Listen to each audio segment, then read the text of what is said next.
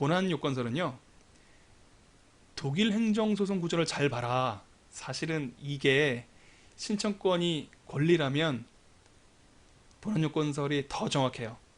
독일 행정소송 구조에 따르면 레이츠 주관적 공권의 침해를 주장하면 원고적격 인정받고요. 그 침해가 확인되면 실제로 존재하면 본안에서 승소하잖아요.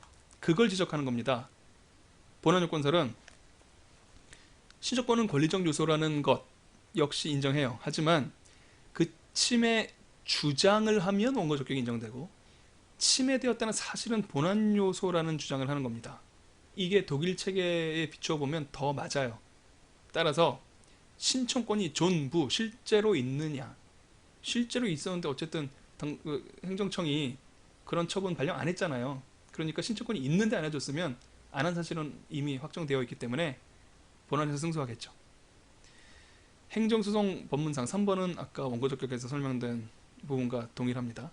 그러니까 원고적격과 문안요건설은 독일 행정소송 구조에 따라서 신청권이 권리적 요소라면 신청권의 침해 주장은 원고적격 요소이고 신청권의 침해 사실은 본안 승소 요건이다 라는 생각을 공유해요. 다만 그 생각을 원고적격설은 조금 불확실하게 불안전하게 주장을 하는 거죠. 그래서 신청권이 만약에 권리라면 본안 요건설이 더 정확한 설명이다 라는 말씀 드립니다. 동의는 못하지만 너의 가정과 생각이 맞다고 한다면 네가 그런 주장하는 건 이해할 수 있겠다 라는 말은 본안 요건설이 들을 수 있는 거죠. 굉장히 복잡할 텐데 거의 다 끝났습니다.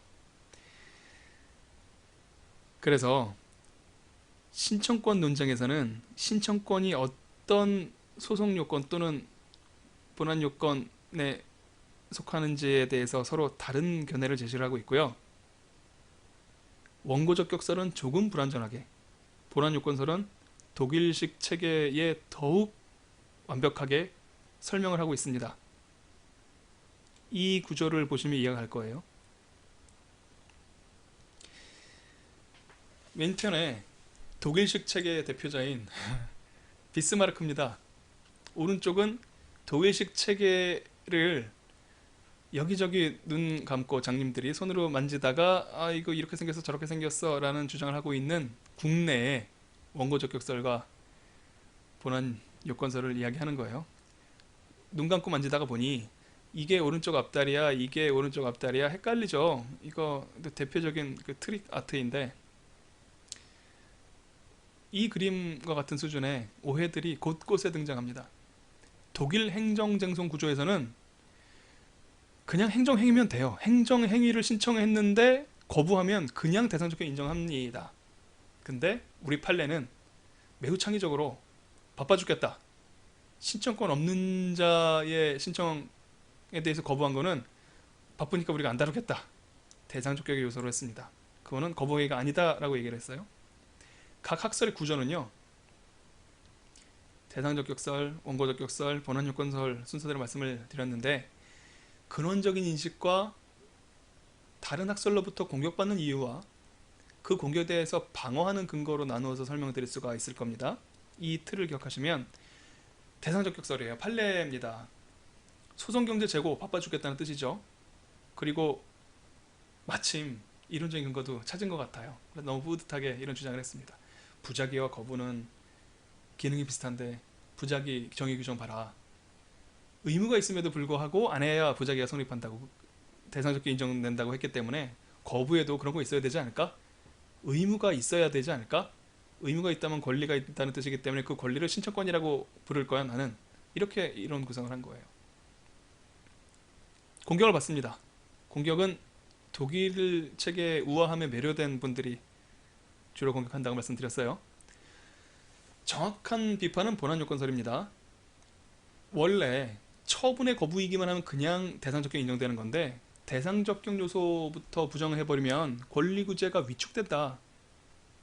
그리고 신청권은 공권이기 때문에 그 침해 주장만으로 원고적격이 인정되고 실제로 침해되면 본안에서 승소할 수 있다고 판단하는 것이 본안요건설이고요. 그냥 신청권은 뭐 공권이라는 전제까지는 옳은 이야기를 했으나 그게 원고 적격 요소인지 본안 요소인지에 대해서는 얼버무린 것이 원고 적격설이에요. 대상 적격설의 방어 근거인데요. 원고 적격설의 공격에 대해서 이렇게 얘기를 합니다. 신청권은 그런 게 아니다. 아프거든요. 원고 적격설과 본안 요건설의 공격은 적어도 형식적인 시스템의 완결성, 완벽성, 정교함에 매료되는 심성의 소유자라면 누구나 아파하게 되어 있어요. 그게 더 완벽해 보이거든요. 우리 구조는 후지다고 생각하는 경향이 많은 사람일수록 더 아프게 느꼈을 겁니다. 그래서 이런 변명을 해요. 신청권의 존부는 아까 이해가 안 갈 거라는 말씀드렸었던 바로 그 판례예요. 구체적 사건에서 신청인이 누구인지를 고려하면서 판단하는 권리는 주관적 공권이겠죠. 구체적 사건에서 누군가가 자기가 그 권리를 행사해서 인정받을 수 있는 것이 주관적 공권이에요. 하지만 신청권의 존부는 구체적 사건이랑 상관없다고요. 누구에게나 다 인정되는 거라고요. 국민 누구에게나 혹은 일정한 자격을 가진 어느 누구에게나 인정되는 권리라면, 권리란 권리 의무는 붙어다닌다고 했으니까 누구에게나 권리 의무에 영향을 준다는 얘기는 곧 어떤 처분의 속성이라고 볼 수도 있지 않겠어요? 과세 처분이나 징집 처분은, 과세나 징집은 모든 국민의 권리 의무에 영향을 주죠. 하지만 국정 홍보 영상을 틀어주는 일, 이거는 어느 누구에게도 권리 의무에 영향이 없을 겁니다. 그러니까 누구인지에 상관없이 모든 시민 혹은 일정한 요건을 가진 상당한 시민 모두에게 권리 의무에 영향을 준다, 모두에게 권리 의무에 영향을 주지 않는다라는 이야기는 대상의 속성이기가 쉽다고요. 그러니까 판례 변명 이런 겁니다.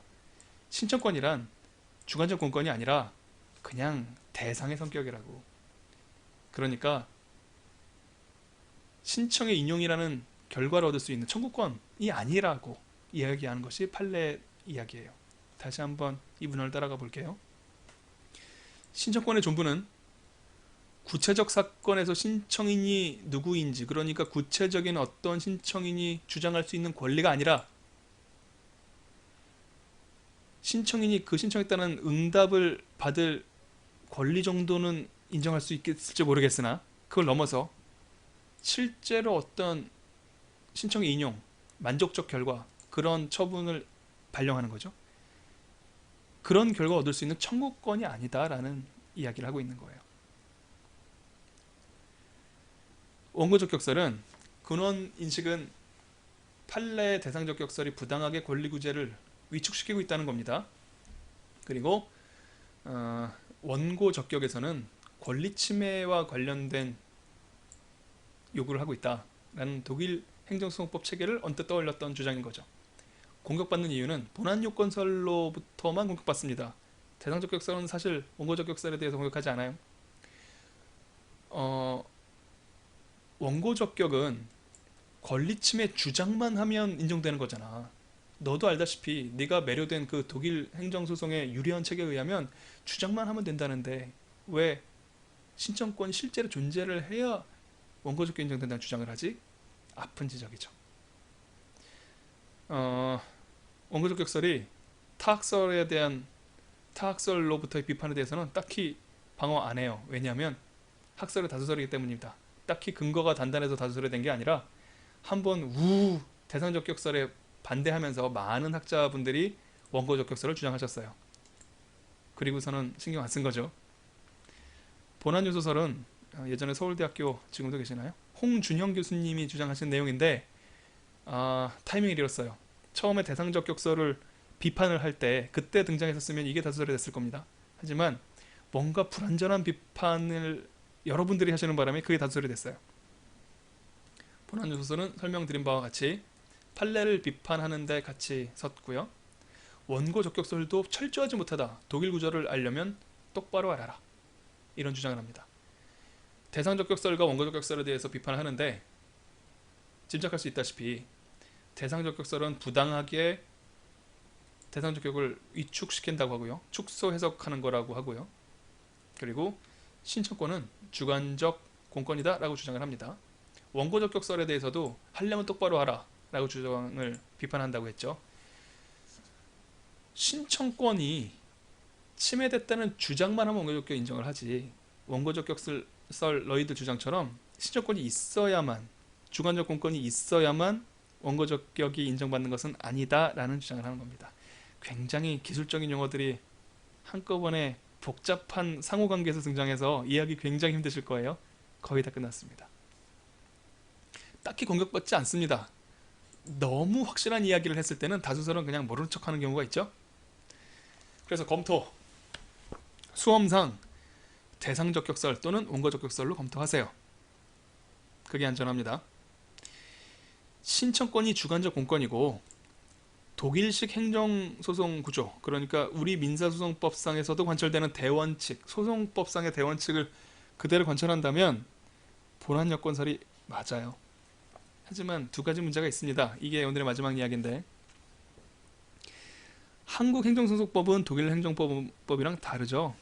보시다시피 침해 주장을 하면 원고적격 인정한다는 얘기 안 하고 있어요. 법률상 이익이 있어야 한다고 하죠. 주장만으로 된다는 얘기 안 합니다.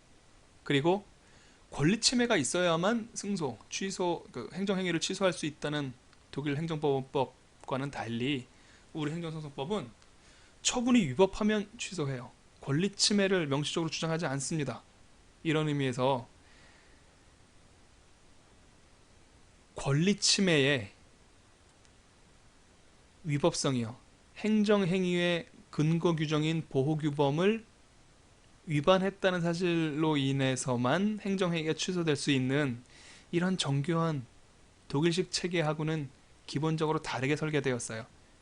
만들어진 모양이 너무 조악한 거 아니냐라는 비판할 수 있겠지만 법이 그렇게 시키고 있습니다. 주장만 하면 통과되는 거 아니고요. 권리 침해가 있어야만 취소되어서 본안 승소하는 거 아니에요. 근데 독일식 체계가 너무나 우아하기 때문에 우리 대부분의 학자들은 우리 행정소송법을 여기에 끼워 맞춰서 설명을 하고 계십니다.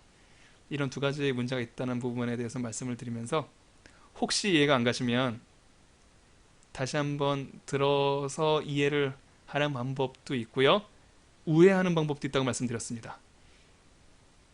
그냥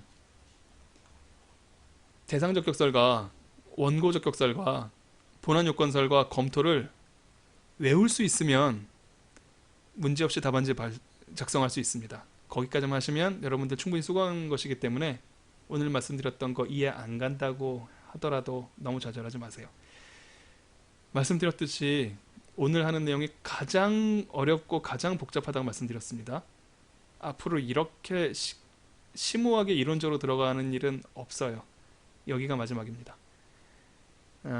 오늘 애쓰셨고요. 한번 이 그림이요, 독일식 보호규범이 당사자에겐 권리를, 행정청에는 수권을 해주어서 그 침해 주장만으로 원고적격이 인정되고 침해 사실이 확인되어서 승소하게 되는 그 독일 행정소송의 구조를 한번 이해하셨으면 좋겠습니다. 정말 어려운 내용이었고요. 여러분들 수고 정말 많이 하셨으니까 좀 쉬다가 또 다음 시간에 비슷한 내용이 나오게 되면 아주 간략하게 한번 또 언급해 드릴게요. 오늘 특별히 수고 많으셨습니다. 감사합니다.